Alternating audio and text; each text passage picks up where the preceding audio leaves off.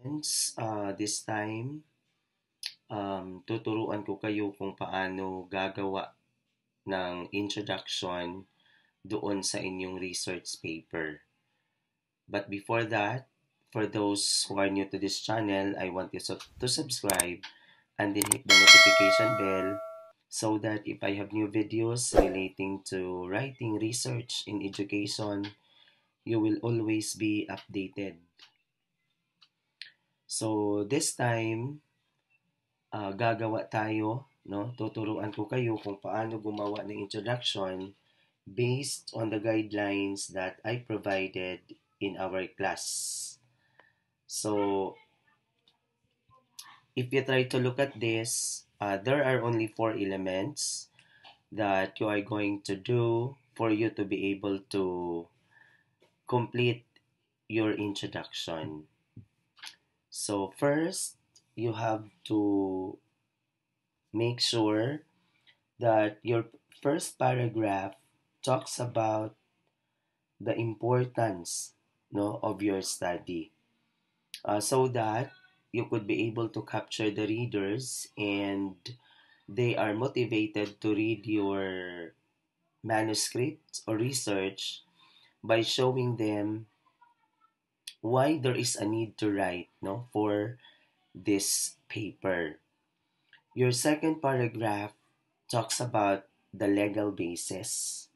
Okay, so why do we need to stress out the legal basis, no, in writing this particular topic so that this study will become more stronger, or the legal basis is actually could be able to help us in uh, could be able to help us to strengthen, no, the reason why we have to write as well this study.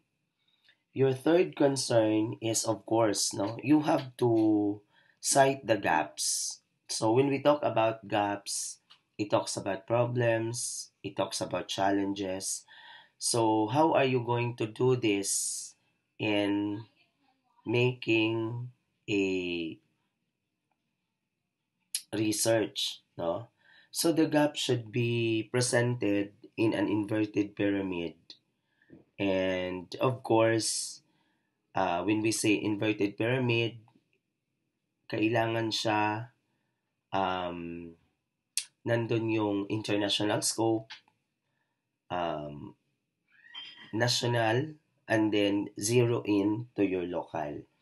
And then of course, the last paragraph is a compelling statement that provides you the reason, no? That provides you the reason why you have to conduct the study.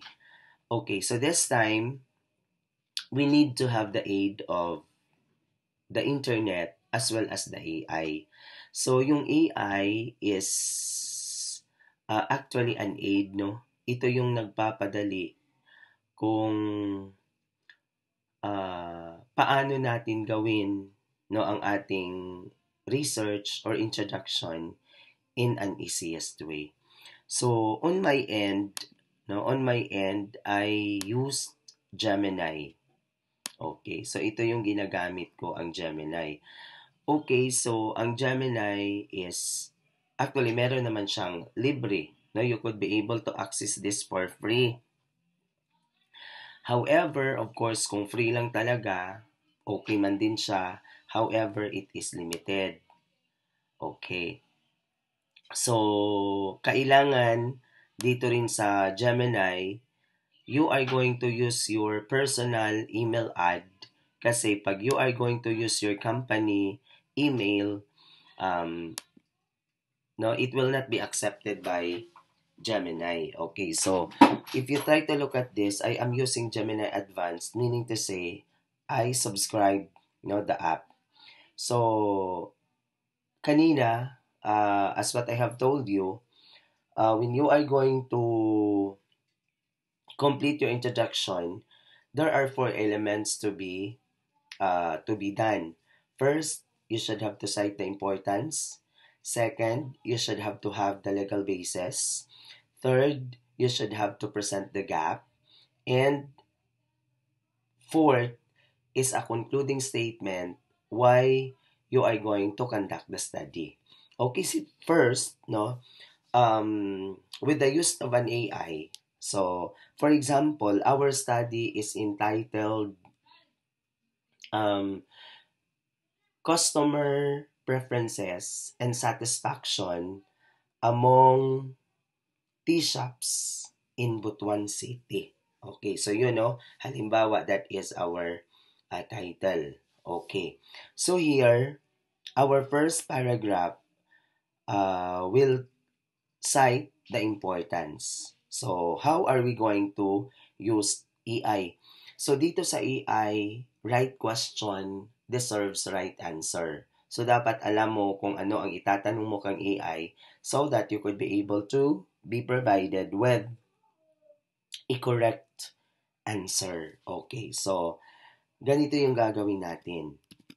In the study entitled Customer Preferences and Satisfaction Among Tea Shops in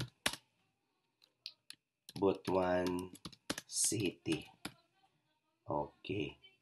So, in the study entitled Customer Preferences and Satisfaction Among Tea Shops in Butuan City, provide why the study is important and provide as well the legal basis. Okay. So, with this, lagyan lang natin siya ng Philippine context kasi andito tayo sa Pilipinas. No? Andito tayo sa Pilipinas. So, and we have to add, provide one paragraph for the importance and another paragraph for the legal basis. Okay. So, dapat dito, no, of course, in a paper, kailangan natin ng citation or in-text citation, no, para yung ating um, detail ay hindi siya magmukhang plagiarized. So, gagawin natin, provide an in-text citation in each of the paragraph, and it will be, and this must be in an APA style 7th version. Okay. So dito, no, most of the colleges and universities are actually using APA or American Psychological Association 7th version.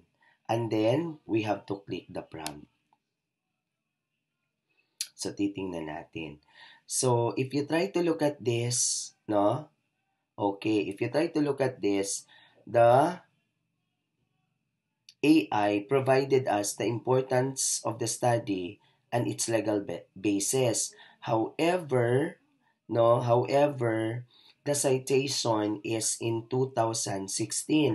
So, in the culture of research, some colleges and universities, they are actually limiting, no, the recency of the literature, and in most cases, in our case, we are only up to 5 years. So meaning to say, we are now in 2024, and so kailangan talaga the least reference is 2019. So anong gagawin natin? So we have to add to the command in-text citation uh, from 2019 to 2024. Okay. So, and then we have to click update.